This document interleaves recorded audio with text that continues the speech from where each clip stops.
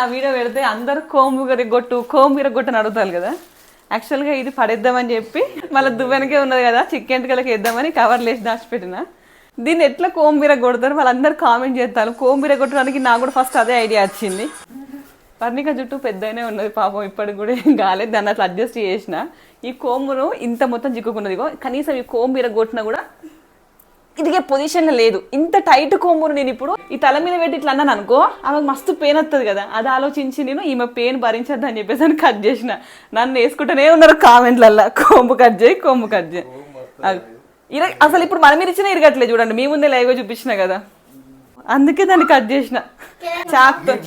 అట్లా హీట్ చేసినా కూడా హీట్ చేసి అట్లా అంటే ఆ ఉన్న ఇంటికలు కమిలిపోయినాయి అనుకో, మళ్ళీ అట్లా ఇది మళ్ళీ సెకండ్ టైం. ఫస్ట్ టైం ఇగో ఇక్కడ ఇది మాత్రం ఇంకా స్కూల్కి పోయే టైంలోనే మనం ఈ సైడ్ నువ్వు అంటే బాగా ఫీల్ అయినావా?